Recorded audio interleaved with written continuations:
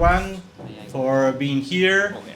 It's a great pleasure to host this panel, especially in Buenos Aires, in Argentina, when I was born. It's been an incredible week during Devconnect on all the side events, so many people coming here. And thank you everyone for coming to this wonderful Blockchain Game Alliance event. We're going to have two panels today. The first one in English, the second one will be in Spanish. And on the first one, we're going to talk about four powerful pillars for the blockchain gaming industry: the chains, the infrastructure, capital, and the communities, and how everything together is more powerful through the Blockchain Game Alliance. So first, I want to thank Serb and the Sandbox team for hosting us today. It was everything prepared for the rooftop, but the weather doesn't help. So we're going to do it here. So to start, Serb, a brief intro of you. Anyone who doesn't know him, I don't know who, but most of you already know him. What was the first goal when you created Blockchain Game Alliance? What was the goal? All right. First of all, good evening, everyone. Thanks for coming. Welcome to the Sandbox offices in Buenos Aires. I don't know if any of you knew that we had such amazing offices here. And I don't know for how many of you it's the first time in Buenos Aires, so I hope you love the city and enjoy the atmosphere and the weather, except today, right?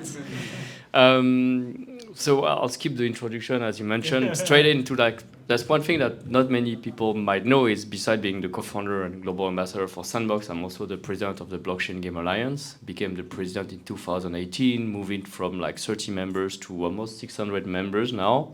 Our first and main mission has been to essentially educate the video game industry about the use of blockchain technology, showcase what people are building using that technology, and kind of fight against this misconception, this idea that blockchain was essentially used for scamming users, that we were not doing real game, we were not serious people into that industry. And so I'm really glad that we've been able to progress and change a lot of the minds and the mindsets toward a much better understanding of what's possible to do with the technology, from the use of NFTs, the use of cryptocurrencies to fully on-chain gaming.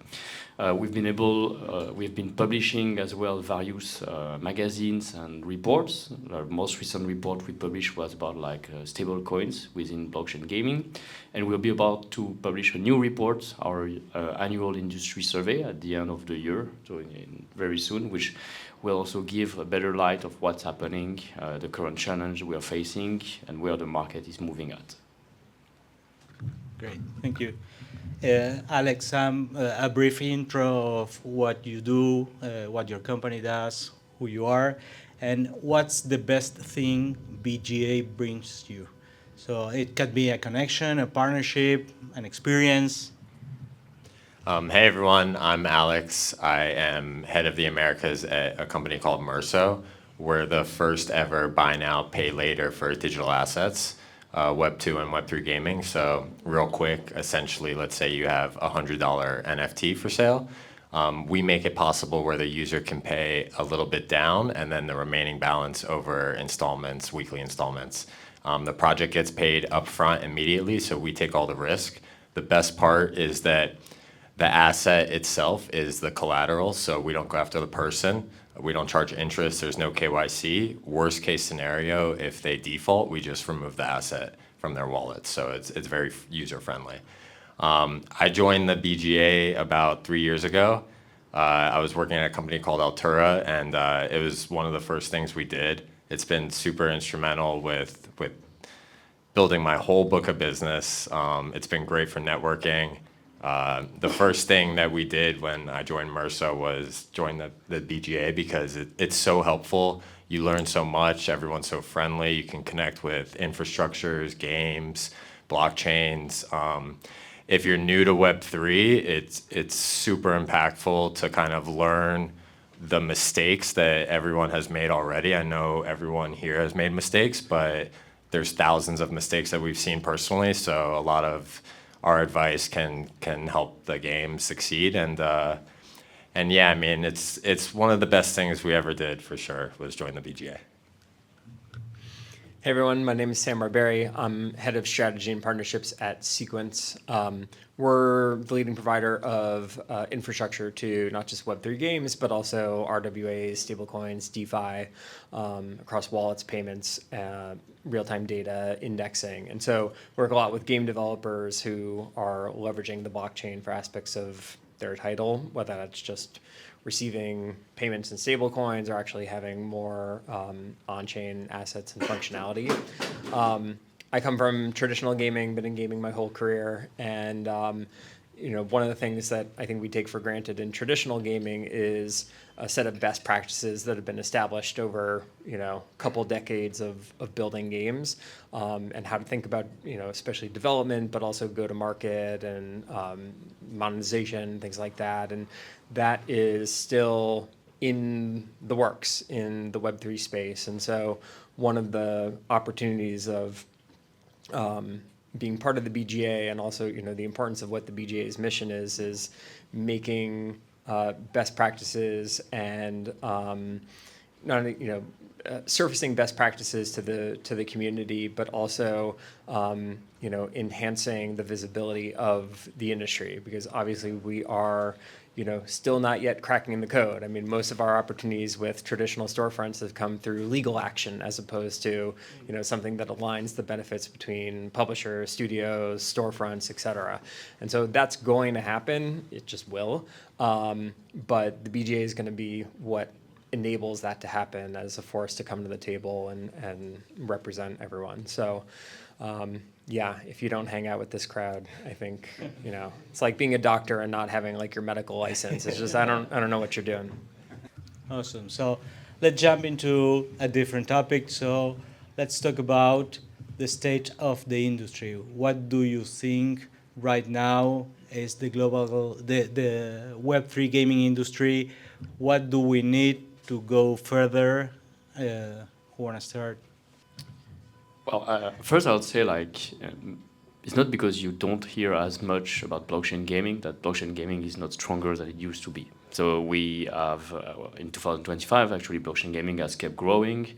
It's roughly around 300 million users globally, but it's more fragmented than it used to be. So the players are there, the games are there, but the ecosystem in which those players and games are evolving are a bit different than 5 years ago, where it was just one chain, Ethereum, essentially. It's pretty easy to find those games. And there was a website called Radar, which was used to track it. Fortunately for me, it just closed down 2 days ago, so not a great example, but you will find other resources, I'm sure. So gamers and games are on Telegram Open Network, they are on Ethereum, they are on Polygon, they are on Sui, they are on Aptos, in Immutable X, and Ronin, and just a few examples. And those players and those ecosystems, unless they are EVM based, they tend to not yet communicate so much. So that's why you're not seeing the liquidity of the asset, you're not seeing the movement of players in terms of like user acquisition and discovery across those different apps and games and chains. I think we've made huge progress in terms of the onboarding of users, user experience. So one thing I'm pretty sure everybody has heard is how hard it is to get players to open a wallet and to be onboarded to Web3. I cannot say it's a thing of the past. It's getting super easy to be onboarded. You just put an email, you put your Face ID now, your passkey sometimes, and you're straight on into a game without, and you have a wallet without you thinking about the complexity behind. There's many things that made the onboarding easier as well, like the speed of transaction, the gas fees that are subsidized on certain environments. The quality of the game has largely improved as well, and the diversity of the game has also improved. So it's not just one category of game, it's really, there's great things for different kind of audience, whether it's either clicker game, casual game, runner, shooter, and management game, and more. Audiences are I think like spread out more. So like you represent very well LATAM, for example. We have like a good diversity of audience between LATAM, Europe, US, and Asia as well. That's a good thing. What else? Like overall, I think it's positive, but it's the blockchain is a little bit sometimes underneath. So for people with like the model of like Web 2.5, in a way, that seems to be like the winning model. Business-wise, play to earn has been reinvented. It's dead, it's reborn, and it's back again, I would say, but in a different form. So there's still a lot of innovation around like the different concepts and models. We've seen people who've been in the industry for quite some time. I don't know if many of you are familiar with YGG and Guilds, for example, which were like top of the market during like play to earn. Now they are one of the top publisher with Lowland, I think, which is now earning over $1 million a day. It's quite exciting to see like as well like different mechanics. I think we've also seen like system like Olympics, which has been able to make like player versus player small bets or real money gaming based on skill base that start to become more viral. Yeah, that's where I see games now. Yeah. I look forward to see when blockchain gaming is no longer a gaming category. So every game will be a blockchain game. So Yeah, I think it's interesting. In some ways, we're there. Like Counter-Strike, in my mind, is the biggest Web3 game. It's a Web2 game. You don't put assets on chain, but they have a secondary market that used to be worth $6 billion until they made some changes recently, and about 25 or more % of that actually happens on Web3 rails. And so, as an industry, we've been constantly told like players don't want to trade their assets. They don't want, they don't want to own their assets. They don't want the transparency of the blockchain, but they actually do, to the tune of billions of dollars a year. And like everything in gaming, it sort of has to get incepted in. When you take something away from players that they've been used to for a long time, they freak out. But also when you introduce something new to players, they tend to freak out too. So, what I've seen in the industry over the past couple of years is, as Seb mentioned, first we had to deal with high friction. Gaming is, the lowest friction industry on the planet, right? You have to get into a game in about 3 seconds. You have to convert in less than 3 seconds. And gaming's done that better than any other vertical on the planet. But the blockchain did make it more complicated. And now we have, solved for onboarding, but challenges around wallet fragmentation, payment, token and chain fragmentation are the things that we try to solve for, so that we actually can make all this feel like one universal whole, because then you get to benefit from the flywheel of this universal spending power, this universal player data. And so things that we actually can't do in Web 2, which is like accept payments from any liquidity source, without a bunch of intermediaries and high fees, looking at a user's account and understanding their profile, not just in what they do in gaming, but potentially across multiple aspects of their life. The blockchain actually makes that possible. And so in terms of like user targeting and how you think about monetization, the blockchain unlocks a lot of opportunities. And so, as we're in this new stage, and obviously the global perspective of the blockchain world is changing, stablecoins, which have always been around, are suddenly a hot topic. And like, oh, okay, no volatility. That sounds really attractive. There are a lot of traditional game publishers who are very quiet about it, but they're all saying, either themselves or through their payment service providers, whether that's like an Xsolla or an AppCharge, they're like, how do we accept on-chain spending power? We're going to still make a Web 2 game, but we just want to accept money from anywhere. And as that starts to happen, the next part of that conversation is going to be, well, we're accepting on-chain money. What if we put some of these items on-chain? And then we'll start to have on-chain assets. And then they'll say, well, we have these Twitch streamers, and we have UEFN content creators and Roblox creators. How do we like better align incentives with them so that they can get paid out instantly? And suddenly we have this massive Web3 gaming economy that powers a $250 billion industry. So I think we're getting there, but it's it's quieter than you would expect in terms of the big players. You speak with Web2 games daily. Technology is no longer a barrier. What do you see is the biggest fear of the Web2 industry on taking this step forward into Web3? I think there's a couple things. One is if there's this, they believe if it ain't broke, don't fix it. So games like Fortnite, Roblox, they pretty much print money. I have a firm belief, and many at Fortnite have the same belief, that if Fortnite enabled skin trading, they would actually earn quite a lot more in incremental revenue. I have never spent $1 in Fortnite because like $10 or $20 for a skin or a battle pass is crazy.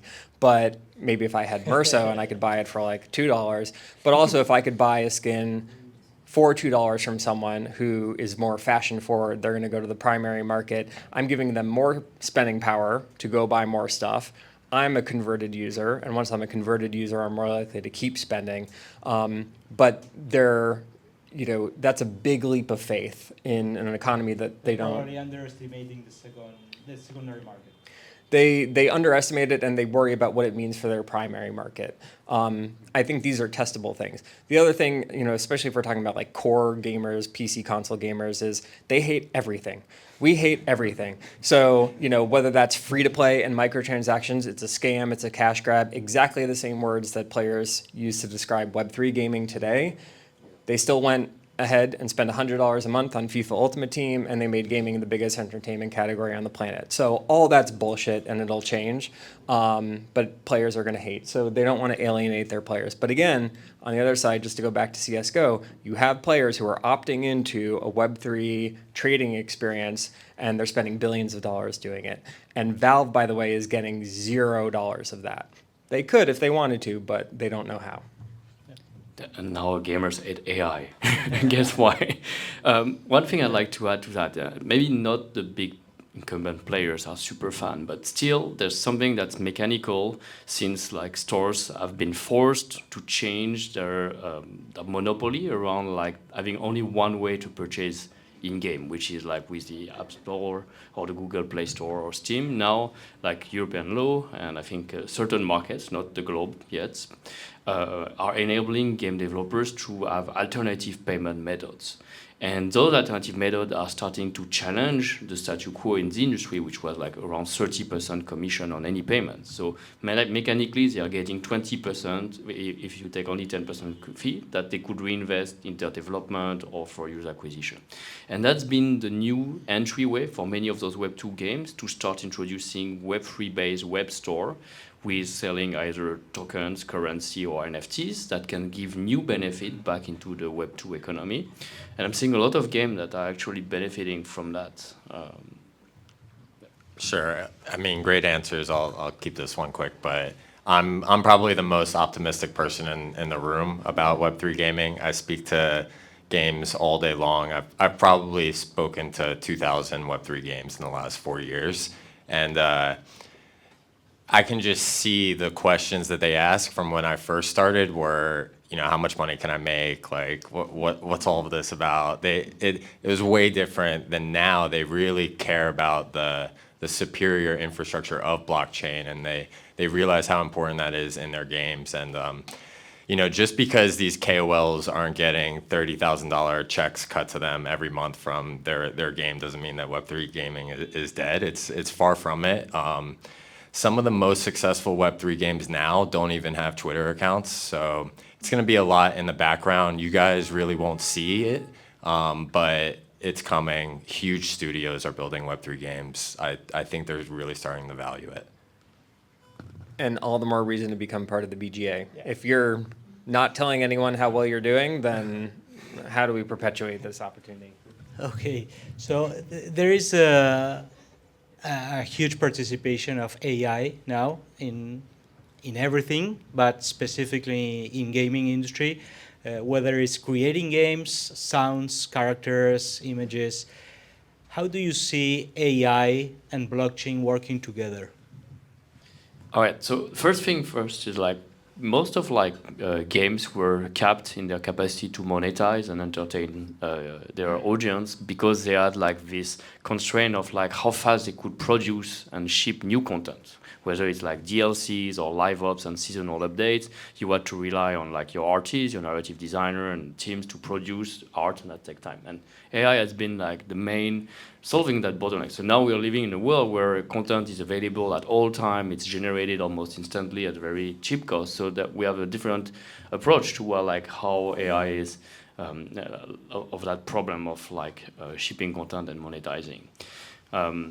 AI and blockchain, how they are working great together, like there's different way. Like first, like the data, the availability of the data and the proof of the provenance of the data that's being used in the AI LLMs to generate the content and provide like the transparency, and the blockchain on the other side provide like trust, transparency, and proof of provenance. So you can actually create new business model that rewards people who contributed to that data initially, that's training the AI model. There's a lot of, I'm sure every one of you have heard about like virtual agents and avatars that keep living and that are either trained to play like you or to be to have your likeness in terms of appearance. You can start monetizing your likeness as well on chain and have other people actually and even launch token associated with your agents. So then you can attach an economy toward that as well, and you can be rewarded for. Without being constantly involved in the game, your AI agent can actually work for you and start monetizing. Can also participate in game economies, since like you have like tokens and digital assets that can be traded among players. But at the same time, and that's something like I think you were solving quite early at Sequence before and Skyweaver is like, it's great that you can trade items in games like resource, but what happens if there's not enough liquidity for those? Then the price starts to rise and it's artificially inflated. But if you had AI agents that play games like us as human and collect those resources and balance the market automatically, then you have like more fair pricings for everything. And there's also potentially buyers for when you as a player wants to sell an item and that there's demand for it generated by AI. So those are some of the areas that we are seeing simple benefits that like makes the economy of the games better, that allows you as a creator or a player to monetize more for your time and skills, and overall doesn't necessarily come at like a lower experience for you. So I agree with everything Seb just said. As AI tooling becomes more accessible, you have a world where people can create anything based on anything. And so whether it's provenance, whether it's aligning incentives with content creators, the blockchain actually abstracts away a lot of that complexity. And so again, if I'm a Roblox creator, I only get paid out, once I reach a certain threshold of earnings. But maybe I'm just a kid, but I've made $100. I would like that $100, and I'd like it today and not in 3 to 9 months from now when Roblox is done doing their accounting and everything else. And so the blockchain makes all of that, much more transparent and much quicker. But it also solves for aligning the incentives across, original IP, derivative content creations, and publishers, platforms, et cetera. I think also agentic commerce that Seb was talking about. So I'm not going to give an AI agent my credit card or my bank account. Like, that is terrifying.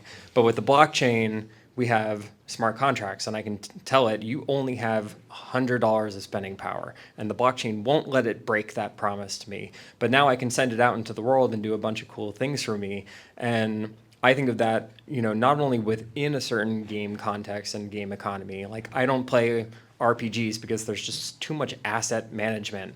But I'd love an agent to take care of it for me and craft some new items, sell those off on the marketplace. Now I have more spending power, but also across games. Like, maybe I have a bunch of assets from an old game I'm not really playing anymore, but my account knows that this game is going to have a season 2 drop coming out in 2 weeks. And it's like, Sam, you need spending power to buy that new card pack. Let's package up all this stuff that you're not using. I'll go sell it on the marketplace for you and get you spending power, and I'll buy it for you so you won't miss it in the middle of the night. I think, there's a lot of opportunities in blockchain and Web3. And I think actually AI and Web3, I think AI needs the blockchain much more than the blockchain needs AI. Yeah, I mean, you guys answered that exactly how I was going to answer that. You guys, I was going to say something, and then you said it, and then I was going to say something else, and then you said it. So we can just move on. I was like, you can talk. Okay, we are running out of time, so this is the last one, and you will start. Yeah. So, as I've been telling, and everybody knows that blockchain gaming shouldn't be a category of gaming. And we are seeing another technologies like AI, AR, VR. What do you think should BGA's next move in order to cover all these new technologies? We have been speaking this privately in our board meetings, but I want your take. Sure. So I think there's plenty of room for these AI, VR, AR companies to join the Blockchain Game Alliance. It's all gaming. There's plenty of companies out there that maybe its primary business isn't gaming, but it can definitely help facilitate good games and make good games and everything. So I think there's plenty of room for the Blockchain Game Alliance to grow just within the AI space and everything else. So yeah, I'm optimistic. I think it'll be good. I think even beyond kind of VR, AR, when I come from traditional gaming, when my friend was trying to get me into crypto, I would look at like what the industry actually is. And I want to sell digital assets using digital currency to an interactive audience. And I was like, welcome to gaming. I mean, we've been doing that since day one. And so everything in the blockchain space is gamified in some way. Whether it's a DeFi platform, again, our RWAs, doesn't matter. So everything that we know about, how to onboard users, how to monetize users, the seamlessness of the experience that you need, how to engage fandom in multifaceted ways, how to leverage IP, is everything that gaming knows. And so I think if you're a company doing anything in the blockchain space, you need to understand what gaming already understands. And again, the trial and error that we've gone through, not just in Web3 gaming, but as an industry over decades. I guess fundamentally, what propelled us to launch the BGA was there was a misunderstanding about what the technology really enabled, and a fear due to by lack of education, lack of knowledge, lack of curiosity, lack of testing games or seeing what those games are doing. And so what started with blockchain in 2018, we could generally apply again to any technology, to any business model as well, because whether people are innovating using AI, whether people are innovating using AR, VR, XR, they're innovating using robotics, why not? They're innovating using Whatever. whatever, models where it's about real money gaming now it's called, or different platforms. I don't think, personally, I'm convinced the technology is neutral. It's never meant to harm. We all have a great power in our hands and we can be creative. Video game is one of the most creative industry, and it's probably the one that by shipping great content, great experience, can actually demonstrate that that technology is friendly and it's meant for us to enjoy better experiences. And so we want to showcase, once again, to educate, to connect members in that industry around different parts of the world and allow them to be more visible, and to propel that ecosystem by connecting developers, platform, ecosystem, investors, and giving them a bigger voice. New BGA, broader, bigger. Yeah? Okay. Thank you very much, everyone, for being here. And if you're not a member of the BGA, you should.